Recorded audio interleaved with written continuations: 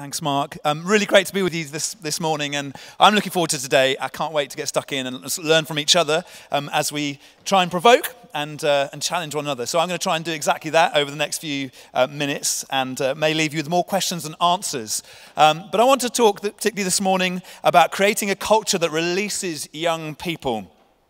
If you want to transform society, if you want to shape culture, then you need to start with its leaders. And if you want to transform leaders, it's best to start when they're young. And so Jesus, as he's setting out on his active ministry, finds himself walking along the shores of the Sea of Galilee, in that northern part of Israel.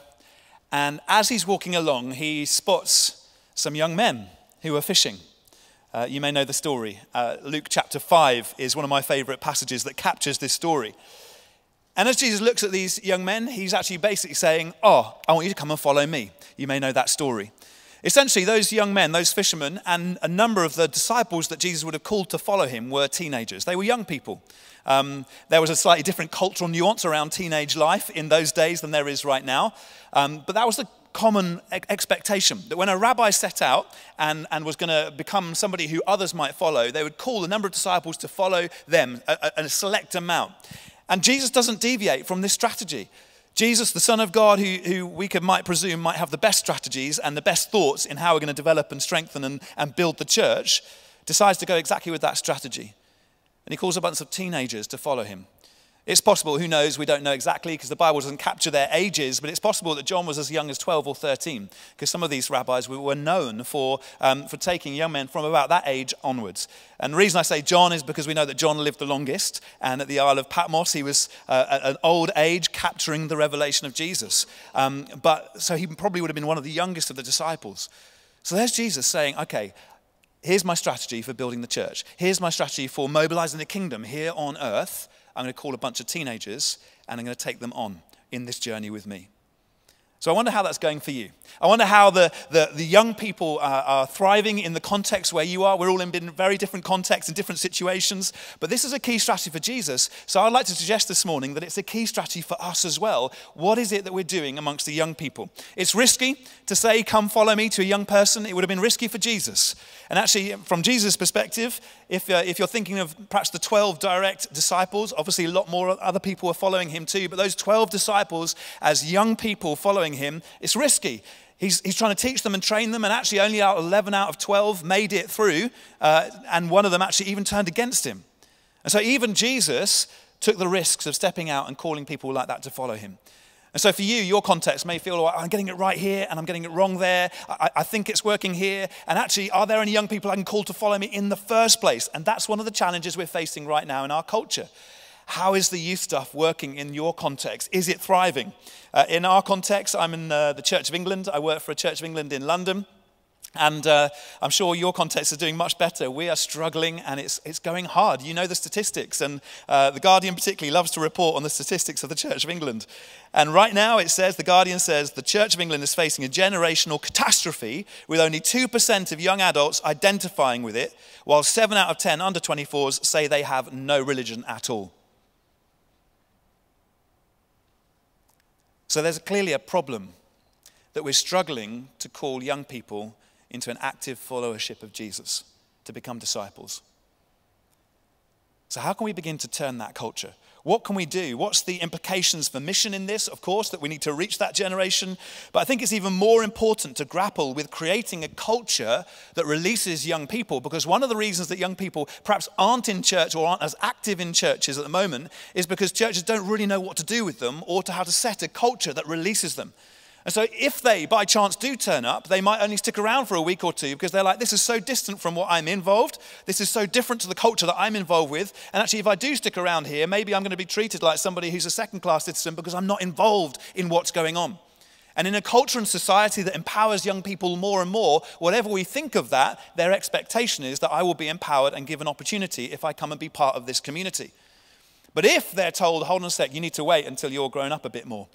Maybe you need to kind of just stay on the sidelines until there's a maturity, and then we can, we don't want to be too risky, and you might say something theologically wrong, so we can't give you the microphone yet, all those kind of things. If we have those issues, then we're going to create this sideline, which means they're going to fall off the edge. And in a context where, particularly in the Church of England, it's in defense, it's in retreat in terms of the young people that that's being able to impact, this defensive mindset is almost creating in church leaders the sense that all we need to do is just try and hold on to a few young people by our fingertips. And if we could just hold on to a few, then maybe we'll survive this. But that mindset actually destroys the possibility of creating a culture that releases these young people. We aren't interested in just holding on to them by buying the latest video console or games machine. We want these young people to become thriving disciples where they absolutely explode and something extraordinary happens as a result of what God does through them. So how's that going for you? Culture's formed in all kinds of ways, and it's not always easy to pin down exactly how a culture's formed. It's a slippery thing, but we're talking here about a culture that develops. Now, of course, you might have a vision, and you probably have a vision statement over your church, which gives you a sense of this is the direction we're going. But culture sits under that somewhere. Vision can influence culture, for sure, but it isn't the culture in itself. I've seen people working at very similar visions, but the culture of what they're doing is utterly different. In fact, I'm sure within our context here, the cultures of our churches will be utterly different, even though essentially we're all worshipping Jesus and want to build the same church that we're reading about in the New Testament as it explodes into being in Acts. And yet our cultures will be different. So culture's more than vision. It plays a part. In a simplistic way, I just want to draw a quick Venn diagram for you to begin exploring this whole area of culture as we start thinking about the implications for young people. Culture is a mix of these three things and more, but this is one way of looking at it. Values. The values, the way in which we want to do things, those are formed by our beliefs and the things that we name that we want to demonstrate. So you may have demonstratable values in your context. You may name 5 things, 7 things, 3 things that are values by which you do it. So you can name those things. But they're also formed by our theology, our beliefs, and all of those thoughts shape up the values of the thing that we're in. So values is one thing. Values should, in a Venn diagram, they should influence our behaviors. But the reality is as well that sometimes we display behaviors that are nothing to do with our values at all. And our behaviors shape the culture. So whilst we might name these 5 things as priority values in our context, actually our behaviors also influence what that culture looks like. And sometimes we can have behaviors that undermine the very values we've identified as important in what we're trying to build. And so it's good to be attentive to our behaviors as well. And then this thirdly, I want to call as systems. And systems are really important because systems are impacted by values and behaviors. And they're the way in which we go about doing things and the structures we have in place that release what we're trying to do. They're not necessarily the vision statement, they're things that happen under the vision statement that go on with stuff. So there are systems and processes that you'll have active in your context. Some of those systems uphold your values, but some of them are acting against it. So the way in which things are happening. Now they can be something as tiny as who has access to the photocopier code. That's a system. It's a process. And what that does, in one person's mind thinks, oh, I've got power to look after the photocopier, I'm trusted. And to somebody else who doesn't have that access code, they feel like, well, I'm just being treated like the intern who makes the cup of tea. And so that system impacts the culture of the team and the dynamic that's going on. Systems are going on all the time around us, and we should become attentive of that as we're seeking to form culture and start thinking through how we're setting up culture. Now, as we start thinking about young people and a thriving culture for young people, we need to be thinking actually, what are our values and beliefs about young people's involvement in what we're trying to build? What are the behaviors that are on display that will either push young people away or draw them in the way that we do things? And are there systems in our setup, particularly in our churches as we're thinking about that today, that actually war against young people? Sometimes, I know this, for the Church of England, I can speak for that, being part of it, is that some of our structures just push young people away because they're too rigid. And that's a system thing. It's a process thing. It's not that we were not used to worshiping God in that way, and that's wonderful, but sometimes that can freeze young people out as well. And so we have to look at the systems that we're going with. Okay, let's start applying this then. A couple of stories for you and to get you thinking a little bit, particularly around this, creating a culture for that releases young people. We've got to think about how the culture's formed and be attentive to those things as you start talking about it. Maybe we can talk about this in our question in a moment. But I just want to throw out 3 really quick things that can help shape up a culture that will thrive for young people. And maybe you can think about how that applies to where you are. And we'll unpack it a bit later in the seminar for those of you who want to go a bit deeper. The first one is this. Culture is created by starting small. It's created by starting small. Many of you will have read Malcolm Gladwell articles or books. There's one book called The Tipping Point, in which he looks at how do you get to the tipping point to mobilize a changed culture, to mobilize a movement. What does that look like? And one of the findings in there is that movements or change is always created by a committed minority, a committed small group of people who push at something. And that's repeated in history again and again and again. Where big change happens, you'll often find a small, committed minority who have been behind that big change. Now that's true in youth ministry. And this is the really exciting thing for you. Because if you feel like, well, gosh, we're not even on the page with young people. Maybe we've got one or two that we connect with, or maybe there's some that kind of float around stuff, or maybe there's just one who's in our church. The good news is that culture starts by starting small. So you're not frozen out. It's not a problem. That's not a problem in and of itself. It's then what you do with that. It's the values, the behaviors, the systems that you put around cultivating that. Let me take this context. Obviously, HTB is a larger Anglican church. And so you'd think, oh, there's lots of people, so that makes it easy. But it's not always been easy. That's done. Shall I go that one? It's not always been easy. It's not always straightforward. And developing culture amongst our young people has been a challenge. One of the ways, there's been many ways we've tried to do that, but one of the ways is this. A few years ago, we have a multi-generational service with an emphasis on youth and students, and it was going okay, but there was a need to develop it as almost like this thriving culture. It was kind of surviving, but not really pushing forwards. So there were a whole load of things we did, but one of those things, for me personally, was to identify by starting small. Who are a couple of the young people that I could try and spend time with to help give them a sense of what they could bring? And shifting culture and developing a thriving culture isn't about saying, right, let's get this whole congregation. It's about saying, let's look for the ones and twos, just like Jesus did when he walked along the shore of the Sea of Galilee. He had a whole kingdom of God to bring to the whole world. What did he do? Choose a few people to really invest deeply in and work through them in order that the kingdom would multiply. And so one example is this young lad called Jack, who was part of the congregation. You could see a spark in Jack. There was a hunger for God in Jack. He would often be around. He would come every week. That was a good sign. And so that's where we started. And so I spent time with Jack and a few other lads. We met every fortnight for about 18 months. Now we meet once a month, so we've moved to once a month. And then in between those fortnight times as a small group, sometimes we'd have one-to-ones as well. Do you know, one of the things that I noticed that happened in the process of what went on there is that just by meeting with a small group of those, for me it was young men, there were other groups that are going on as well, but I had 5 16-year-olds that I was working with. And just by leveraging and working with them and investing at that small level, something began to change. Those were the 5 that would always stand near the front. Those were the 5 that started inviting their friends. Those were the 5 that started buying into the heartbeat of the values, the behaviors, the systems to leverage young people and release them. Those were the 5 that would put their hand up to volunteer on the hosting team. And although the congregation was a few hundred strong, it became those 5 that were one of the most important in mobilizing culture and by investing there. So culture starts by starting small. Who is the one person that you could look at and think, do you know what? If I commit some of my time, although that's valuable to me, although that feels like a big output to me, if I commit my time there, what could happen? Just this gone Sunday, we had 270 teenagers in church. About 160 of those were in the 4:30 congregation on this Sunday. And there's Jack on the front row. Out of those 160, I reckon about 16 of the young people in that congregation are there as a direct result of Jack getting passionate about his faith, feeling resourced, feeling backed, and inviting his friends to church. Those friends have then become Christians. He's seen a whole bunch of his classmates give their lives to Christ over the last year. He's used tools like Youth Alpha. He's brought them to a church that wants to value young people, and he and some of his friends are on the front row making it happen. So 10% of the teenagers in the congregation are there. Why? Because Jack caught a vision, caught the culture, and began to mobilize it. That's where you start. That's the first thing. That's one of 3 things. Here's a second thing. Youth ministry must be multi-generationally minded. I want to throw that out to you. It must be multi-generationally minded. I mentioned this 4:30 to you, and it was a choice for us a few years ago as a church to think, how do we integrate young people more effectively into the life of the whole environment and the congregation?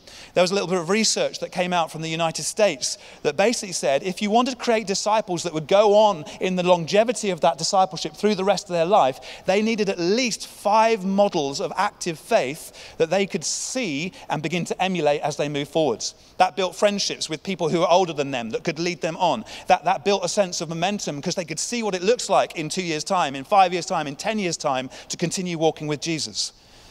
And so one of the dangers, I think youth congregations can work really well, and I think there's an absolute place for them, and we do some of that at HTB. But one of the dangers of a youth congregation is that we put all the young people in one space, and then when they get off the top end of that space, they don't know what the model looks like, and they haven't been integrated in relationships that enable them to continue in the life of that church. And so we made a decision that we would set this service, that it would be multi-generational with an emphasis on youth and students. So as the service leader for that congregation on one of our sites, I'm always thinking, how can your average 17-year-old confidently bring their friends and know that when they turn up, it's going to be a great experience for a friend who's never been to church? So I'm going through that grid all the time. But I'm also thinking, and how can we make sure that the parents are going to be thriving here? How can we make sure that there are 20-somethings in the congregation? How can the students be thriving? Because all of those layers are important for their own sake, but are really important for the teenagers to be able to catch and see and emulate and go forwards. So you need to start thinking multi-generationally if we're going to have a sustained development of young disciples. And then you begin to build a culture where they come into something that's bigger than themselves, where they can see a pipeline and a journey which they can go on into. That's the second thing. Youth ministry must be multi-generationally minded if we're going to build a culture that thrives amongst our young people. And thirdly, last one. It must be owned, this relates to the last one really, but it must be owned by more than just the youth pastor. If you're fortunate enough to have a youth pastor, whether they're paid or you've got an amazing volunteer who's passionate about young people, this whole outreach to young people has to be owned by more than the youth pastor. Leadership has a disproportionate impact on culture. If you're a senior leader of a church here right now, you are the major culture carrier for your context, whether you like it or not. You might want to duck that. You might want to raise other people up. You might be cheering on all the small group leaders. You might be saying that in our systems, we raise up a whole load of other leaders. It's not about me, it's about the church. And you might be ultra releasing in leadership. And I think that that's amazing if you are. But I want to remind you that as the senior leader, if you are that, you are the primary culture carrier. And what you carry bleeds into the environment that you lead. So, if, as you think about developing a thriving culture for young people, you think, oh, it's brilliant, we've got this amazing volunteer. Actually, she used to be a teacher as well, and she's passionate about young people. She's going to nail it. Go for it, go for it. And from this, you sort of almost speak over them and release to that, she'll do a great job. But she'll struggle to earth it into the church unless you really own it. It has to be in your thinking, in every meeting, in every staff meeting, in every strategy meeting, in every visionary meeting, in every budget forum, in all the systems and processes. You're saying, what priority are we laying on raising the next generation? Because the reality is, if you don't lay a priority there, they won't stay. And if they don't stay, your church will die within a generation. This is absolutely essential. In fact, it's mission critical for us here in the UK. Our context, as I read from the Church of England stats, is in dire need. We are desperately in need for churches to catch a vision to reach the next generation and empower them and release them into meaningful, active discipleship, not just to look after them with the great latest games console, but to actually release them. So it must be owned by more than just the youth pastor. Don't outsource it. And one of the challenges I think the UK church has faced in the last decade is that we got quite good at youth ministry. We started training youth ministers. Some churches started employing youth ministers, and there was the upsurge of youth ministry, which has been wonderful. But the reality in the figures is it hasn't made a big difference. And I think one of the reasons for that is because we've sort of put it on the thing, oh, somebody's looking after that, so I can get on with the real job of leading the adults. We have to wake up. We have to say this is an absolutely urgent priority if we want the gospel to thrive into the next generations. We have to learn patterns of passing on the baton, just like Jesus did. It's no different to how he did it. He was absolutely engaged in those teenagers because he knew that if something could be sown into them, it would multiply through them. His disproportionate amount of time was focused on teenagers. One of our key questions that I think all of us should be considering and thinking through, there'll be a different question for our discussion, but I want to leave this question with you, is to ask yourself how many young people you are able to move from justification to sanctification. I'm grappling with this at the moment, and let me explain what I mean by it, because I think this is key if we're going to really release young people in the church in the UK. Because we're in such a challenging state with a number of young people in church, often our focus can be just get them across the line. Just introduce them to Jesus, and that would be a good thing. And there have been some phenomenal ministries that have been focused on doing that, quite evangelistic in their nature, to make sure that we're telling the gospel to the next generation. And so we do. And then we celebrate when they get across the line, because it's amazing. They've made a commitment to Jesus. And we know that they're justified, they're saved. This is incredible. It's the grace of God that has brought them in, and we know that that's an amazing thing. Justified by their faith in Jesus alone, not by their works or what they do and all that. This is amazing. It's exciting. But the real question comes, how can we mobilize them from commitment to sanctification, becoming more like God, living out the behaviors, building a culture in their relationship with Jesus that begins to mean that they actually look more like him. And the danger sometimes can be that we get them across the line, and then we look at the next young people that need to get across the line, and we're not working at the sanctification piece. But I think as a church, if we want to shift the culture amongst young people and release them, we have to help them move towards sanctification so that we can draw them into leadership, we can draw them into opportunity, we can release them into active engagement in the church as they grow. And as we do that, the interesting thing is that they begin to multiply the disciples. Because by definition, disciples make disciples.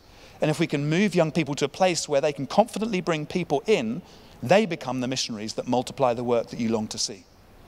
And if we can get that pattern and that pipeline going, it may just be that a culture begins to emerge. It may be that a momentum begins to emerge.